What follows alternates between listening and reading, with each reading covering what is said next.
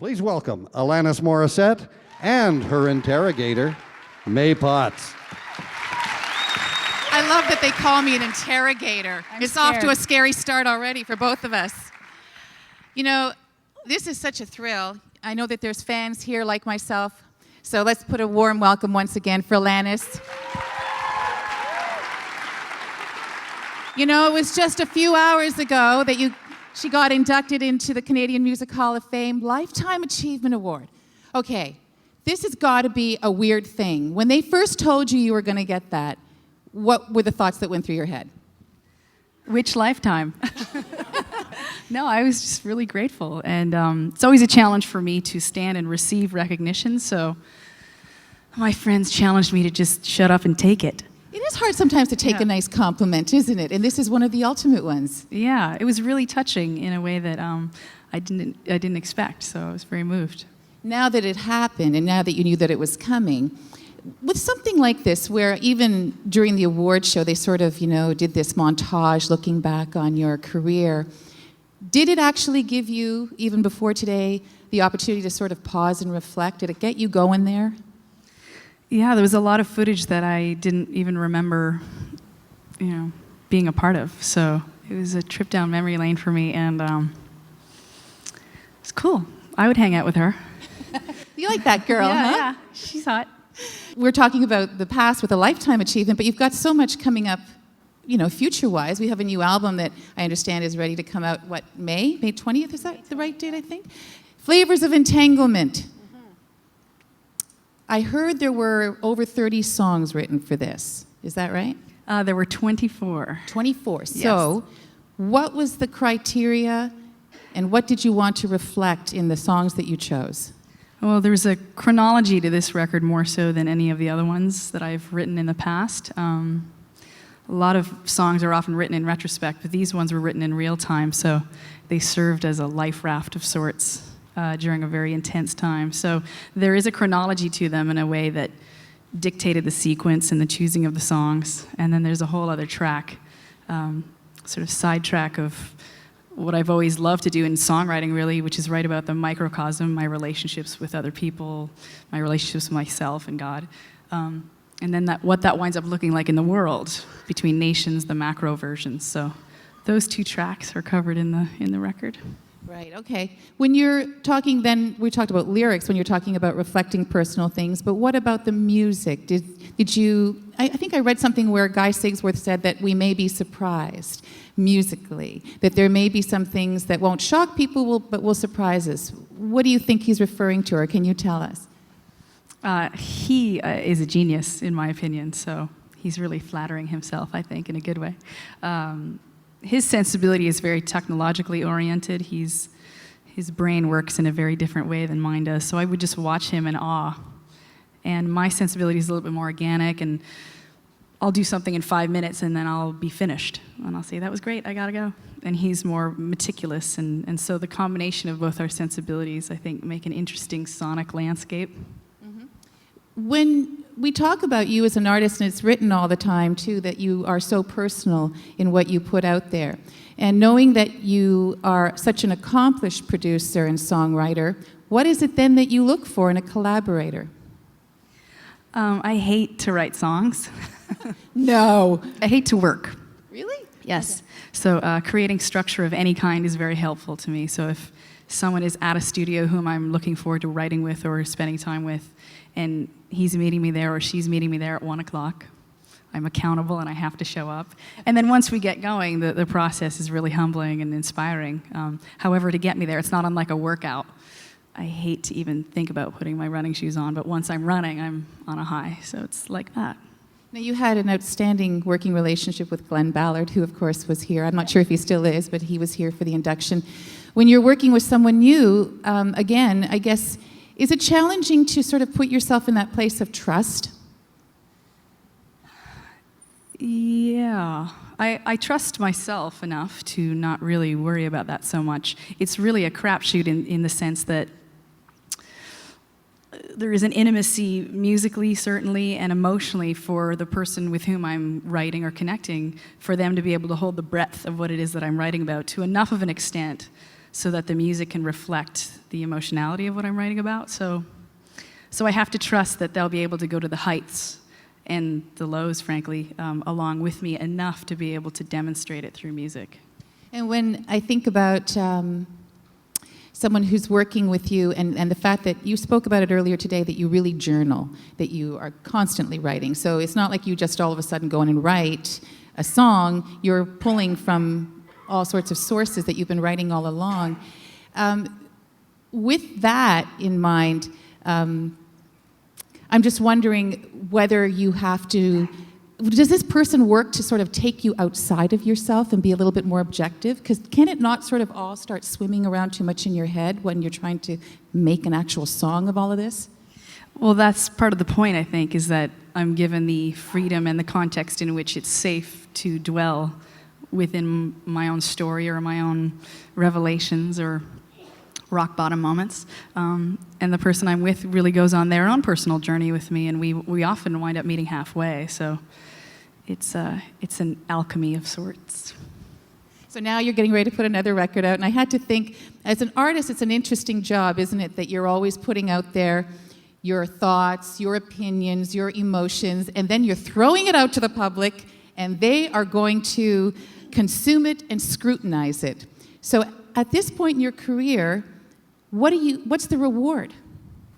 Well, the writing of it is really for my own sake, and the sharing of it becomes an act of, I don't know, generosity, service, connection, offering, invitation, So I'm aware of the fact that whatever it is that I'm writing, I may have my own perception of it and my own, identification with it, but once it's shared publicly, it really becomes theirs. It's not mine anymore, and anyone's interpretation is the correct one for them. So I think when Jagged Little Pill first came out and people were resonating with it to the point where they expressed that they felt comforted by it, I realized that there was something else going on other than this fantastically self-indulgent process of songwriting. It really did become an invitation to connect with people and invite them to define themselves in accordance to what I was writing. So it became triply fun and much more aligned with a sense of a life purpose for me, rather than just kind of spinning my creative wheels for no apparent reason.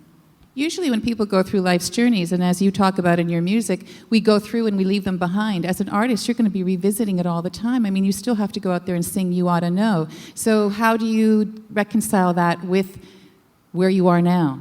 Well, I'm so grateful when I get to sing. We're on tour right now, and just last night, performing these songs that go on the entire emotional landscape. So whatever it is that I haven't worked out before the show, I oftentimes work it out on stage. So there aren't any songs that I don't enjoy singing, but I really appreciate the fact that they do kind of take me down. I feel wrung out by the end of a show, like I've covered the gamut. I also find it interesting that for someone who seems to be on such an open journey through, I loved a quote that you said. I read it actually in Chatelaine magazine this month. She's on the cover. You may want to pick that up. Good recipes and Alanis Morissette. And one day I'll give my There recipes for peanut I butter love sandwiches. there's a quote in there, and I got to see if I got it right. You're a spiritual being having a human experience rather than a human being having a spiritual experience. And when I read that, it was kind of like, wow, isn't letting go, to do that, you have to really let go. And I'm just wondering, I also read you're a control freak. So how does that work? Feels like death. Death? Yeah. Well, it's a perfectionism thing. I think to let go of control for me is just, it's a death. So it's terrifying. Terrifying to be perceived as not perfect. But it's fun, and there's more peace. And that's why I asked also about the putting the music out there, because I would tend to think, no matter how often you do it, when you're putting yourself out like that, it can't be easy to take criticism. How do you reconcile that when you read things? I mean, people write all sorts of stuff when something comes out. Well, the root word of criticism implies that there's some critical aspect to it. So I don't really listen to criticism in that sense. But I do have certain people in my life whom I feel loved enough by and safe enough with that I take feedback from them, both sort of challenging feedback and loving feedback. So I'm selective about who I solicit that kind of feedback or advice from, so to speak. And everyone else commenting on whatever it is that I'm putting out there is ultimately telling me more about themselves than they're telling me about me. If someone resonates with the emotionality, I can tell immediately that they're, they lean toward being emotional themselves. Or if someone's horrified by my anger, I can just see that it's not about me and that they have issues with their own anger or whatever. So they're actually defining themselves while they're critiquing me. Yeah, so watch it.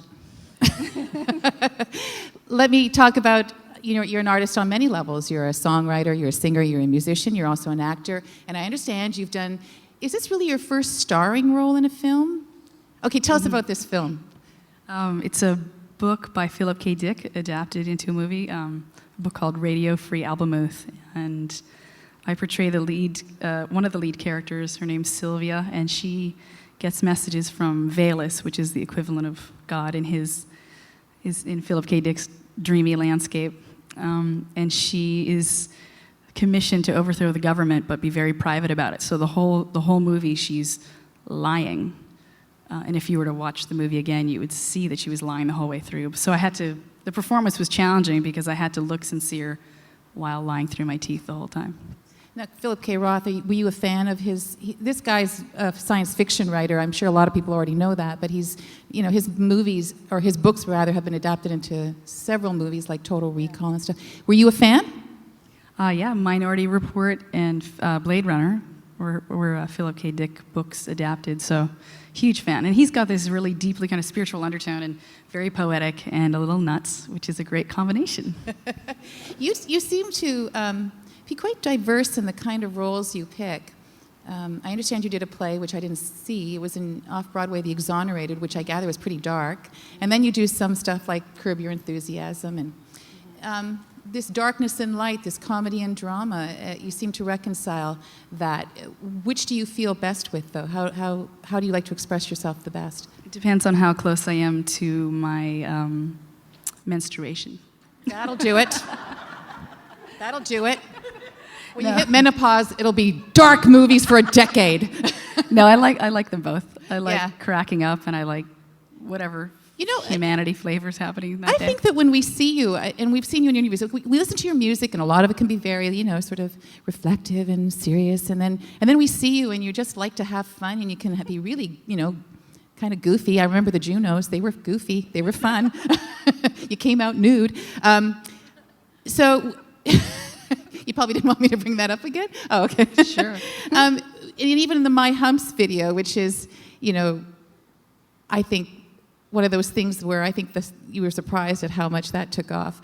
But when you do those kind of things, do you purposely want to be seen as a little bit lighter than perhaps your music would reflect? There's no real concerted effort being made. But I think the nature of the songwriting process for me is very grounding, so it makes sense to me that the songs wind up being relatively serious in some ways, and then thereby the interviews wind up being so, and so they all kind of build upon each other, and it was almost like this sort of the goofy, kind of lighthearted levity aspect of things were saved for my sweatpant off the radar time. So now everything's just integrating more. It's great. I'm just going to say one thing about this My Humps video. Am I the only one that, after watching it a few times, got kind of the vibe that it was a little bit more poignant than I originally thought? I started thinking, oh my God, this is so David Lynch-like after a while. But it is important to make your man work, make you work. Yeah, it's very exactly. Very poignant. Is it true that you've written a memoir? I don't use the word memoir. Okay. What would you like to use? What do I use? Memoir implies that it's a long story about me, which it isn't. Oh, okay.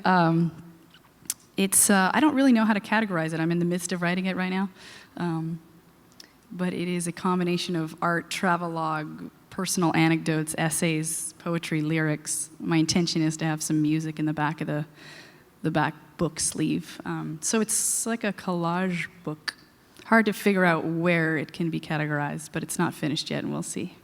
Do you have a time frame? Like, are you setting yourself to want to have it finished by a certain? Because you're getting ready to put out an album and go on the road. So I imagine this is going to be on hiatus for a while.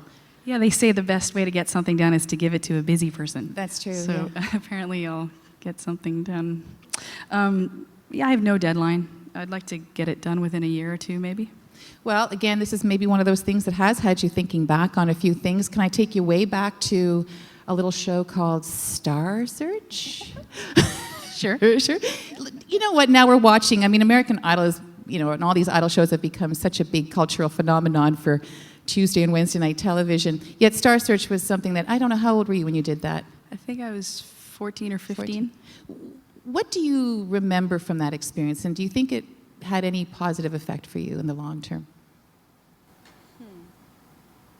I just remember being terrified, and a guy named Chad won, and I had a big crush on him. It was fun. I was very wide-eyed about the whole city of Los Angeles at that time. It was my first kind of love affair with the city. So. Which you've now made a big part of your life. Is it true that early in your career, you were at one point called in and asked by someone to lose weight, that you had to do that to make it in this business? Yes. Now that's got to be something that would really knock a young girl's self-esteem for a loop. How did you handle that?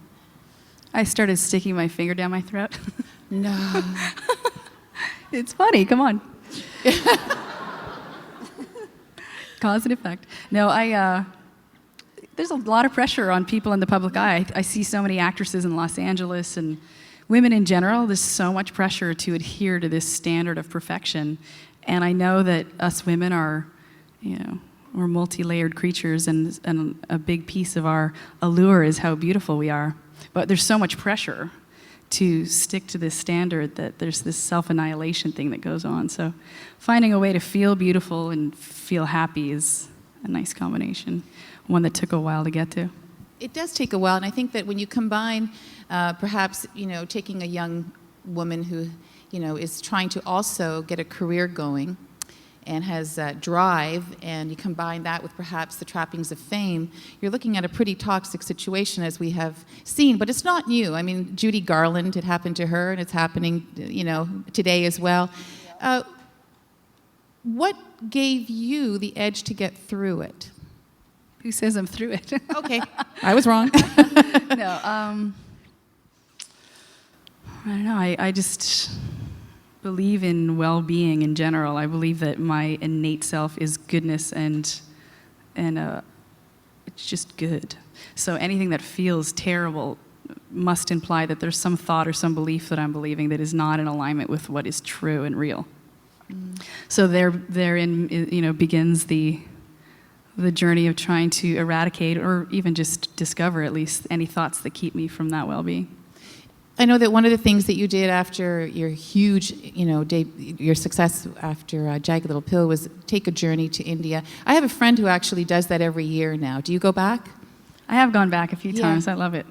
Now, what is it about that place? Was it that place, or could you have had a good sort of come through somewhere else as well, or was it something about India itself?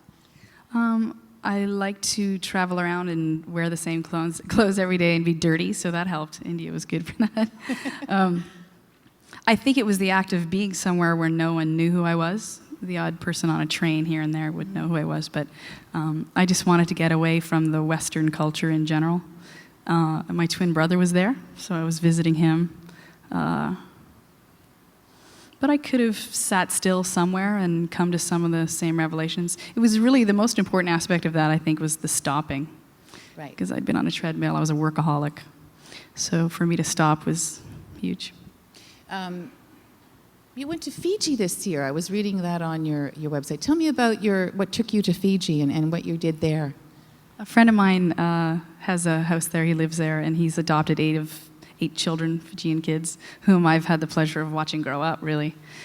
So we went to an island there called Rambi and brought wheelchairs and stuff that they needed. It was great. You know, we keep hearing about that kind of thing now, like, you know, Oprah's doing the big give, that whole thing about people giving. How does that nurture the soul? It's a fine line with service and charity, because I took it to an extreme, as I often have done in the past, where I became a little compulsive about it, in that I felt like I should be serving, and that I had all this affluence and abundance in my life, and that, you know, there was some guilt around not giving back if I wasn't. But over the last couple of years, I've realized that if I just let go and just trust in the generosity of spirit that runs through all of us, that I will give naturally and organically. I don't have to will myself into doing good because otherwise I'm dropping the ball and being a bad person or whatever. So it happens on its own. It can also, I think, be in certain situations very emotionally draining when you're going to places where there is so much help needed. Did you ever feel deflated by it?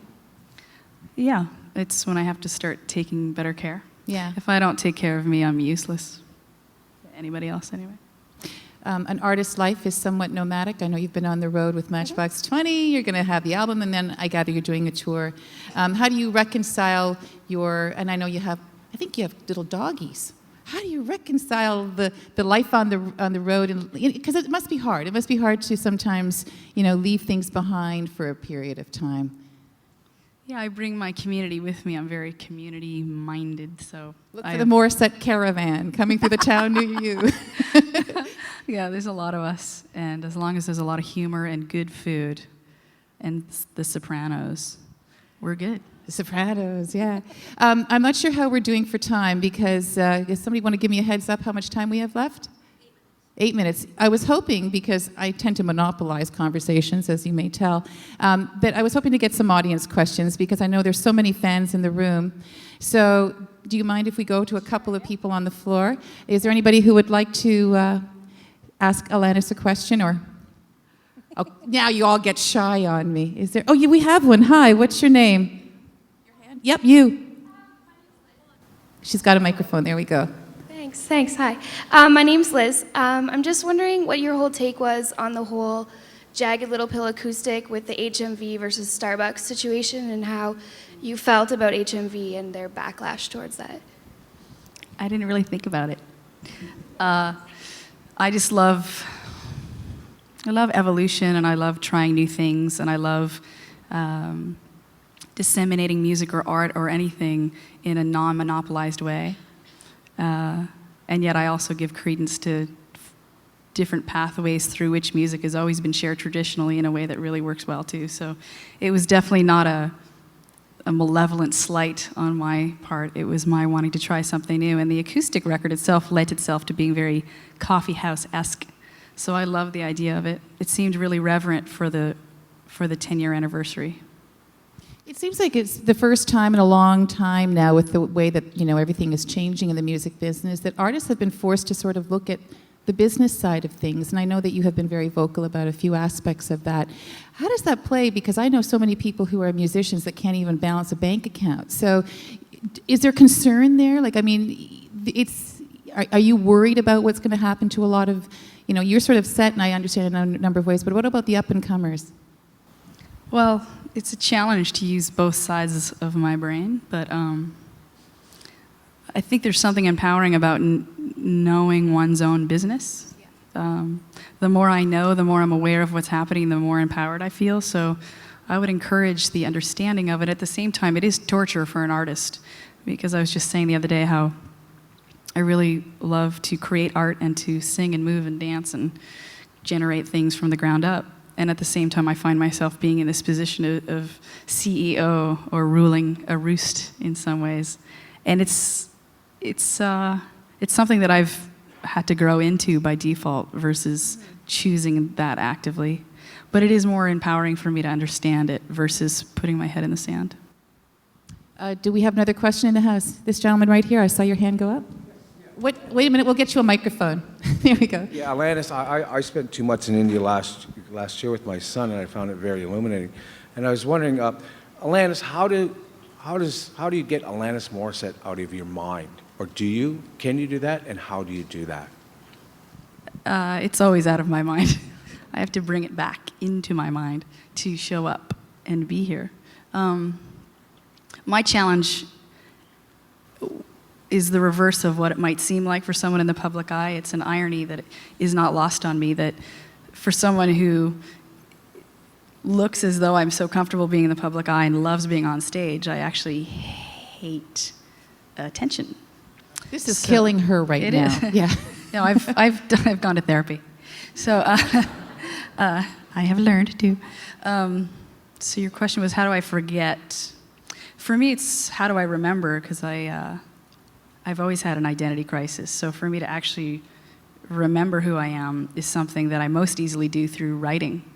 So in some ways, songwriting has helped me define who I am, even though defining who I am is funny, because I just think it's me defining my ego or my personality, which I don't believe is what I actually am. I believe that I'm the source, and I could go into it for many hours about just we're pieces of God walking around.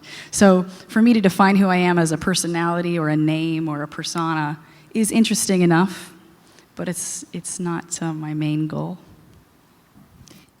Let's go to another question. I think we have a few more minutes. Hi. Yeah, we've got another. Maybe you can pass the microphone to her right there. Excellent. Hi, what's your name? Hi, my name is Daryl. I was just wondering, I'm a songwriter, and I'm kind of curious about how your relationship with songwriting has changed or evolved since you began songwriting.